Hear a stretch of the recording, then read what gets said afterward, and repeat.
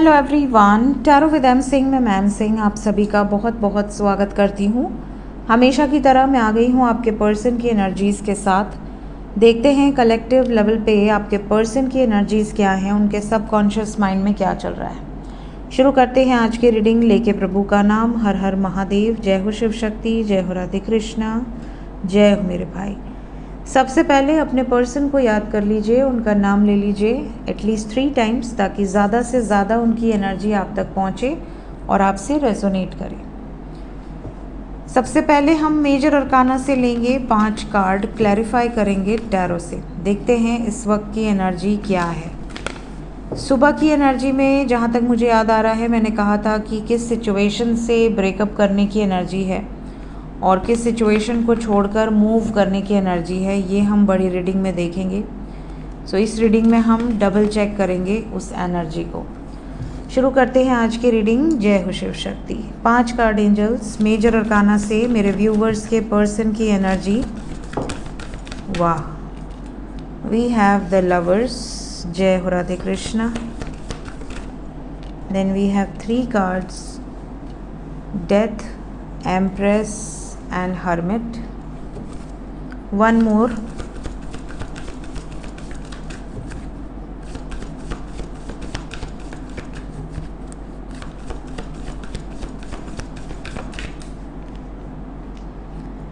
High priestess. Bottom of the deck से है chariot. So guys, अगर मैं साइन की बात करूं तो साइन यहाँ पर मिथुन राशि, वृश्चिक राशि, मीन राशि, कर्क राशि, मेष राशि, कन्या राशि यहाँ पर नज़र आ रही है। इंग्लिश में Gemini, Scorpio, Pisces, Virgo, Aries and cancer. आपके पार्टनर का सन साइन, मून साइन या असेंडेंट इन राशियों में से हो सकता है। बाकी सभी साइंस अभी हम टैरो से क्लैरिफाई करेंगे, उसमें निकल कर आएंगी। सो रीडिंग जो भी होती हैं वो सभी साइंस के लिए होती है, बट मेजर लेवल पे जो एनर्जी का फ्लो है वो मैं आपको बता देती हूँ। तो यहाँ पर वाटर साइन बहुत स्ट्रॉन्ग है, क्योंकि कैंसर, पाइसेस, स्कॉर्पियो तीनों ही एनर्जी आई है। फायर साइन में हमारे पास है मेष राशि, एरीज, और एयर साइन में यहाँ पर है जेमिनाई, और earth we have Virgo.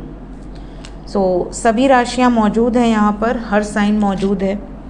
Energy की बात करें, एनर्जी के फ्लो की बात करें तो ऐसा लग रहा है कि आपके पार्टनर बहुत टाइम से आइसोलेटेड रहे हैं। ना इन्होंने थर्ड पार्टी को कोई क्लू दिया, ना आपको कोई क्लू दिया, ना आपको कुछ बताया कि इनके मन में क्या चल रहा है, ना थर्ड पार्टी को कुछ बताया। सडनली ये डिसीजन के साथ आ रहे हैं और इनका डिसीजन बहुत क्लियर है।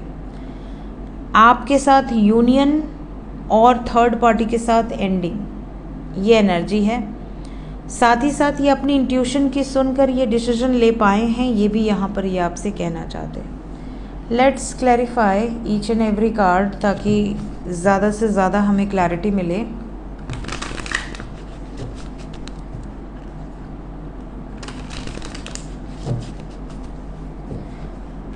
पुरुष और प्रकृति, the lovers.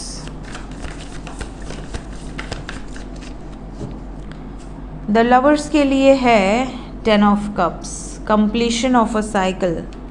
We have queen of wands, 7 of cups, king of cups and ace of cups. यहाँ पर यूनियन की वाइब्रेशन है, मतलब आपको छोड़कर मूव करते हुए नज़र नहीं आ रहे।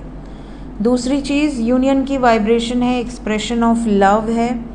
कंप्लीशन ऑफ अ साइकिल, यहाँ पर बहुत सारे लोगों की शादी हो सकती है एक दूसरे के साथ। परमानेंट यूनियन की एनर्जी है। अट्रैक्शन बहुत ज़्यादा है, कन्फ्यूजन से बाहर आ चुके हैं। डेथ, डेथ के बाद एम्प्रेस आया है, और यहाँ पर क्वीन ने क्लैरिफाई किया है कहीं ना कहीं कोई थर्ड पार्टी जो कंट्रोलिंग है वो रिलीज़ हो रही है। एम्प्रेस, मैंने कहा था किससे मूव ऑन करेंगे सुबह की रीडिंग में, वो हम करंट फीलिंग नेक्स्ट एक्शन में देखेंगे। और ये देखिए, थर्ड पार्टी जो भी सिचुएशन है आप दोनों के बीच में, जो भी कंट्रोलिंग एनर्जी है, कहीं ना कहीं वो थर्ड पार्टी से आपके पर्सन मूव करते हुए नज़र आ रहे हैं। बहुत इंतज़ार किया, बहुत मनाने का प्रयास किया, बट नहीं मानी थर्ड पार्टी। यहाँ पे जिस भी बंधन में ट्रैप्ड रहे हैं बहुत समय से, उस बंधन को कट ऑफ करते हुए नज़र आ रहे हैं। हाई प्रीस्टेस को क्लैरिफाई किया है फुलफिलमेंट ऑफ योर विशेस। ये अपनी इंट्यूशन की सुनकर डिसीजन लेंगे जिससे कि आप दोनों की इच्छाएं पूर्ण हो। पावरफुल एक्शन होगा। Waiting is over now, celebration is coming your way. So बहुत सारे लोगों के लिए अबंडेंस की एनर्जी है, हैप्पीनेस है, प्रॉस्पेरिटी है। हर्मिट,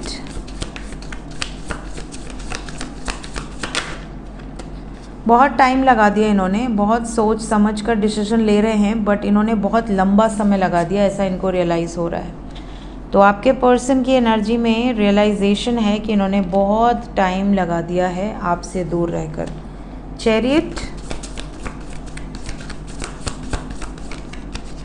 चैरियट को चैरियट ने ही क्लैरिफाई कर दिया। ये तो डबल कंफर्मेशन हो गया। चैरियट को एक बार और क्लैरिफाई कर दें। चैरियट के बाद है द फूल, एक नई शुरुआत।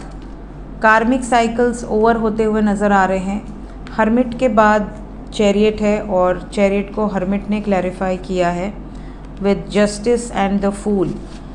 और चैरियट के नीचे भी है मैजिशियन। आपके पर्सन कहीं ना कहीं एक नई शुरुआत खुद मैनिफेस्ट कर रहे हैं और ये उन लोगों से डिटैचमेंट मैनिफेस्ट कर रहे हैं जो आप दोनों के बीच में रुकावट पैदा कर रहे हैं, ब्लॉकेज पैदा कर रहे हैं। तो ज़्यादातर लोगों के पर्सन की लाइफ से थर्ड पार्टी सिचुएशन एंड होते हुए नज़र आ रही है और ये एंडिंग प्रोसेस अभी चलता रहेगा। आफ्टर 10-10 ये एनर्जी स्टार्ट हुई है और 11-11 के पहले तक ये एनर्जी रहेगी। 11-11 से होगा एक नया शुरुआत।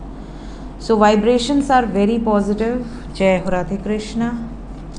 होप कि आप सबसे ये एनर्जी रेजोनेट करे। देखते हैं आपके पर्सन की वर्तमान भावनाएं क्या हैं आपको लेकर। इस वक्त सबकॉन्शियस माइंड में आपको लेकर क्या चल रहा है। सबकॉन्शियस माइंड में आपको लेकर क्या चल रहा है।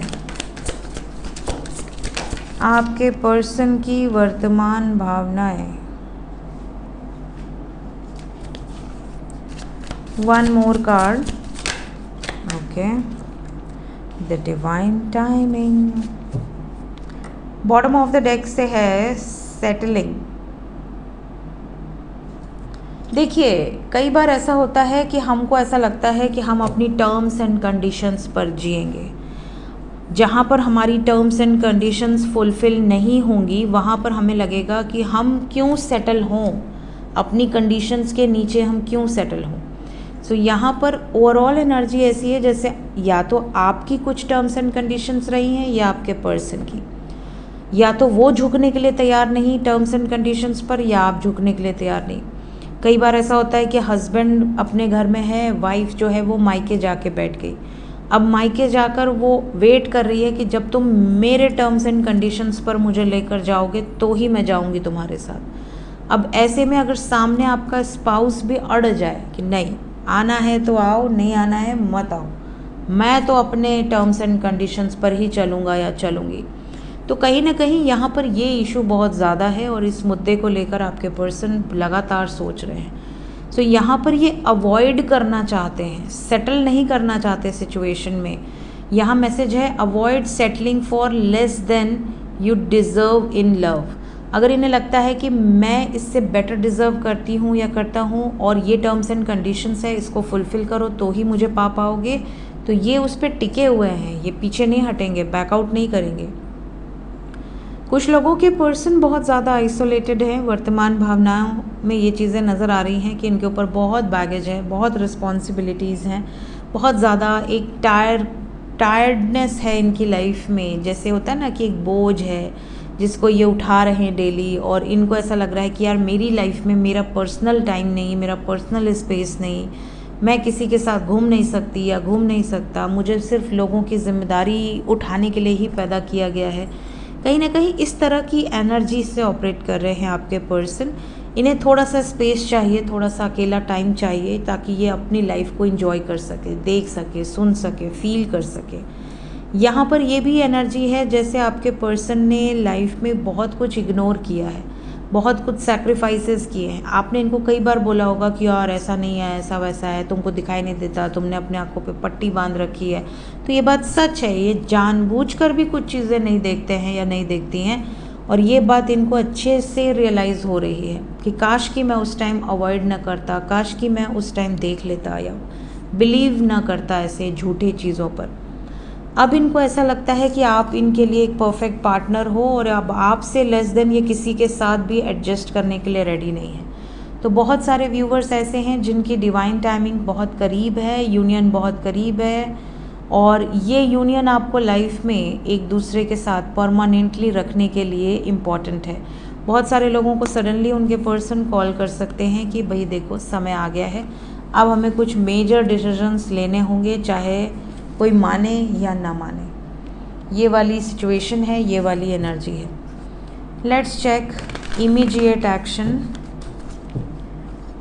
इमीडिएटली क्या एक्शन एक्सपेक्टेड है मेरे व्यूवर्स की तरफ? जितने भी लोग नो कांटेक्ट में हैं, क्या उनके लिए कोई गुड न्यूज़ है, कोई ब्लेसिंग्स हैं?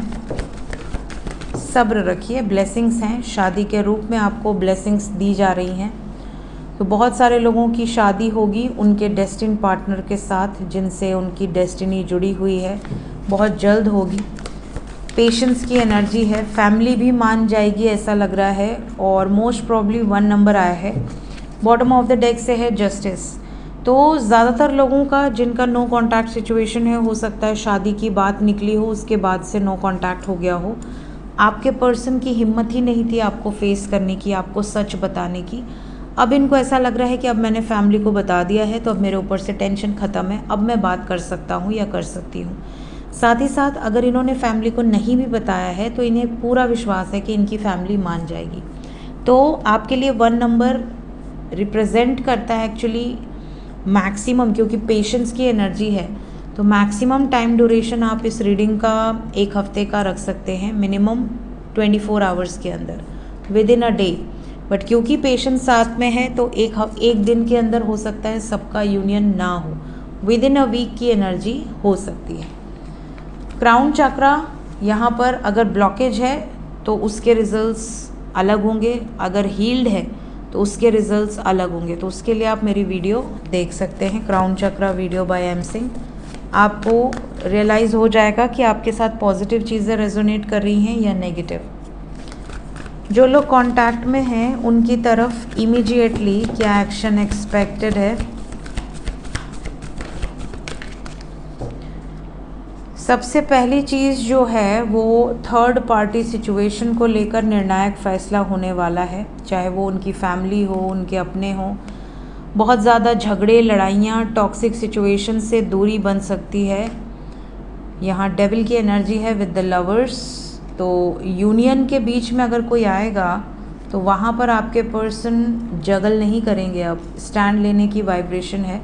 बहुत सारे ऐसे व्यूवर्स हैं जो एक्सपेक्ट कर रहे हैं कि कब मेरा पार्टनर अपने परिवार में मेरे लिए बात करेगा, कब करेगी, कब मेरी फैमिली या उनकी फैमिली हम दोनों के रिश्ते को एक्सेप्ट करेगी। तो यहाँ पर काफ़ी लोगों के पर्सन थर्ड पार्टी सिचुएशन से हारा हुआ भी फील करेंगे, बहुत ज़्यादा एक्सट्रीम लोएस्ट वाइब्रेशन में भी जा सकते हैं। ज़्यादातर लोगों के पर्सन एक्शन ओरिएंटेड हैं, स्टैंड ले रहे हैं, और स्टैंड लेने के चक्कर में ही ये हाल हुआ पड़ा है। तो ये मल्टीपल कन्फ्यूजन्स, मल्टीपल सिचुएशन से अब ऑपरेट नहीं करना चाहती। इन्हें ऐसा लगता है लाइफ में सब कुछ क्लियर होना चाहिए, एक बार हो क्लियर हो, ताकि बार बार कोई डर ना रहे, कोई फियर ना रहे। ये वाली सिचुएशन दिख रही है। स्पेशली आने वाला पूर्णिमा बहुत सारे लोगों के लिए बहुत ही ज़्यादा ब्लेसिंग्स लेकर आ सकता है। देखते हैं इस वक्त एंजल्स आपसे क्या कहना चाहते हैं। एंजल्स की तरफ से गाइडेड मैसेजेस क्या हैं मेरे व्यूअर्स के लिए? सबसे पहला मैसेज है आपके लिए, लव इज़ योर एनर्जी। देखिए, लव कैसे एनर्जी हो सकती है, ऐसा काफ़ी लोगों के मन में आता है। काफ़ी लोग कमेंट भी पूछते हैं कि मैम लव को हम एनर्जी कैसे मान सकते हैं। देखिए, एग्ज़ाम्पल के तौर पर अगर आप नो कांटेक्ट में हैं तो आप सुबह उठेंगे, आप कैसे दिख रहे हैं फ़र्क नहीं पड़ता, आपने ब्रश किया है फ़र्क नहीं पड़ता, आपने नहाया नहीं नहाया फ़र्क नहीं पड़ता, आपने मेकअप किया नहीं किया फ़र्क नहीं पड़ता, आप कैसे दिख रहे हैं, आपकी ड्रेसिंग कैसी है, हो सकता है आप नाइट सूट में ही घूम रहे हैं पूरे दिन, फ़र्क नहीं पड़ता। लेकिन वही एनर्जी चेंज हो जाती है अगर आपके पार्टनर का सुबह सुबह गुड मॉर्निंग आ जाए, या वो कह दें कि अपनी एक फ़ोटो भेज दो। अब आपको सुबह अगर आप कांटेक्ट में हैं तो आपको ऐसा लगेगा सुबह उठते ही फ्रेश हो जाओ, सुबह उठते ही नहा लो, सुबह उठते ही प्यारा प्यारा मेकअप कर लो, सुबह उठते ही एकदम हैंडसम या बिल्कुल ब्यूटीफुल सा लुक रहे आपका, ताकि जब भी वीडियो कॉल आए, जब भी आपको मैसेज आए, जब भी आपसे फ़ोटो डिमांड की जाए, आप फटाक से भेज दो। होता है एनर्जी चेंज हो गई आपकी। कई लोगों की बैटरी लो हो जाती है, उनको न खाने का मन करता है, न सोने का मन करता है, या तो सोए हैं तो सोते ही रहेंगे, जागे हैं तो जागते ही रहेंगे। ये भी एनर्जी चेंज हो जाती है जब अपने पार्टनर के साथ होते हैं, चाहे वो आपका स्पाउस हो, गर्लफ्रेंड हो, बॉयफ्रेंड हो, जो भी हो। So love carries the highest energy, और सिर्फ एनर्जी इस 3D मैट्रिक्स में नहीं, यूनिवर्स में भी लव की एनर्जी सबसे ज़्यादा स्ट्रॉन्ग है। तो जो इंसान सबसे प्रेम करता है, पशु पक्षी इंसानियत है जिसके अंदर, देखिए सेम कार्ड आ गए, जबकि सारे डेक्स में कार्ड्स अलग अलग टाइप के हैं। हमेशा ये होता है इस डेक में, पता नहीं क्या ख़ास बात है। तो जो इंसान सबसे प्रेम करता है, पशु पक्षी इंसानियत जिसके अंदर है, उसकी वाइब्रेशन इतनी स्ट्रॉन्ग होती है कि वो कुछ भी मैनिफेस्ट कर सकता है, on the spot manifestation work करती है। कई लोग होते हैं ना जिनको कहा जाता है कि अरे इसकी मैनिफेस्टेशन बहुत स्ट्रॉन्ग है, क्यों है, उन्होंने क्या ऐसा गुल खिला दिया कि उनकी मैनिफेस्टेशन स्ट्रॉन्ग हो गई और आपकी कमज़ोर है। नहीं, कुछ भी डिफरेंस नहीं है, सिर्फ उन्होंने कर्म अच्छे किए हैं, उनके कर्म ईश्वर तक पहुंच रहे हैं। इसलिए जो लोग मन के सच्चे होते हैं, जैसे कहा जाता है बच्चे जो होते हैं ना वो मन के सच्चे होते हैं, वैसे ही बड़े भी होते हैं। काफ़ी लोग ऐसे होते हैं जो बड़े हैं, बुज़ुर्ग हैं, मन के इतने भोले हैं, इतने सच्चे हैं कि अगर वो दिल से आपको आशीर्वाद दे दें वो लग जाए, या उनका अगर आत्मा आपने दुखाया है तो अगर उन्होंने कुछ अपशब्द कह दिए वो लग जाए, इस तरह की चीज़ें होती हैं। तो love carries the highest vibration. इसके बाद सेकंड है have an attitude of gratitude. कितने लोग ऐसे होंगे जो मम्मी को जाके थैंक यू बोलते होंगे, ग्रैटिट्यूड देते होंगे कि आपने मेरे लिए इतना कुछ किया, या अपनी मदर इन लॉ को, या अपनी वाइफ को, या अपने पिता को, या अपने भाई को, जो भी आपके लिए कुछ कर रहा है, या फिर आपके मेड्स, आपके सर्वेंट्स, आपके लाइफ में जो भी आपके लिए कुछ कर रहे हैं, आपके दोस्त। कितने लोग ऐसे होंगे जो ग्रैटिट्यूड शो करते होंगे कि यार थैंक यू यार, तूने मेरे लिए इतना कुछ किया, भगवान तेरा भला करे।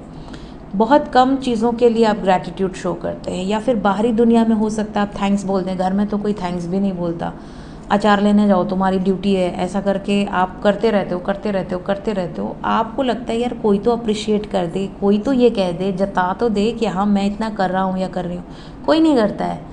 तो हमेशा आपका एटीट्यूड होना चाहिए कि आप ग्रैटिट्यूड शो करें।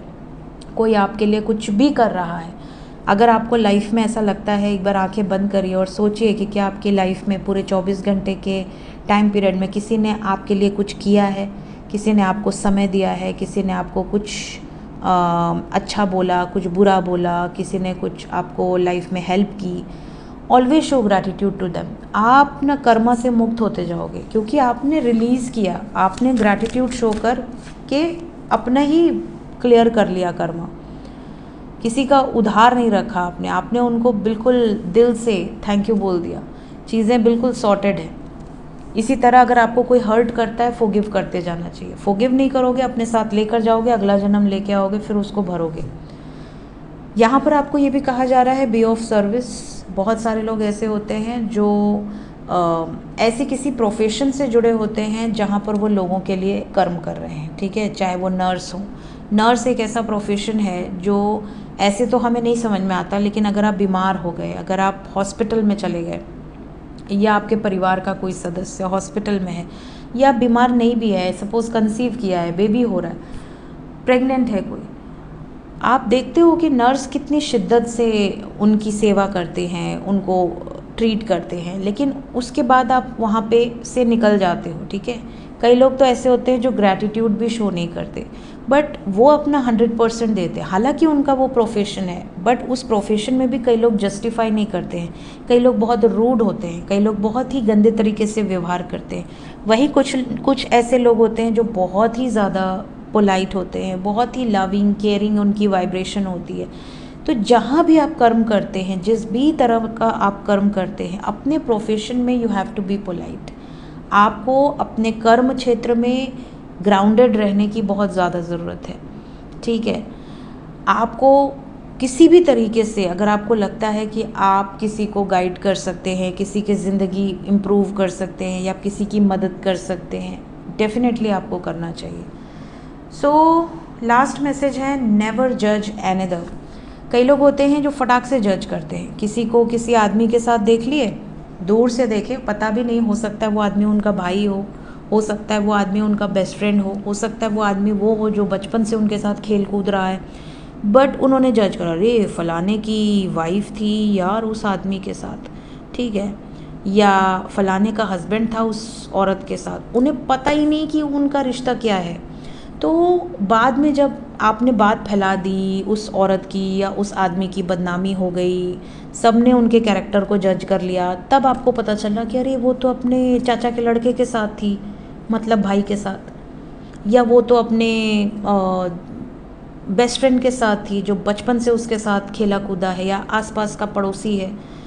मतलब आपने जज किया, आपने प्री जज करके उसका बैंड बजा दिया, और बाद में आपको रियलाइज़ हुआ कि ओ ऐसा है क्या, ठीक है। तो कई बार ऐसी चीज़ें होती हैं जो आप फटाक से जज कर लेते हो किसी भी चीज़ को, या किसी ने लोग क्लोथ्स पे जज करते हैं, लोग लैंग्वेजेस पे जज करते हैं, किसी की इंग्लिश बहुत अच्छी है तो वो बहुत स्मार्ट है, बहुत एजुकेटेड है, किसी की इंग्लिश अच्छी नहीं है तो वो अरे बेकार है, वो इलिटरेट है। मतलब कुछ भी लोग आजकल जज करते हैं, लोगों के अंदर एक ये एनर्जी है, कीड़ा दौड़ता है कि फटाक से किसी को जज कर लो, अच्छा बुरा जजमेंट पास कर दो, ठीक है। सो नेवर जज एनदर। कई बार ऐसा होता है कि आप कोई ना कोई गलती कर देते हो, आप किसी को प्री जज करके या कोई परसेप्शन क्रिएट करके आप अपना एक बैड कर्मा क्रिएट कर लेते हो जो आपको रियलाइज़ भी नहीं होता है ना। सो ये थी गाइज इस वक्त की एनर्जी रीडिंग, कुछ गाइडेड मैसेजेस के साथ। मिलते हैं नेक्स्ट रीडिंग में, till then take care, bye bye.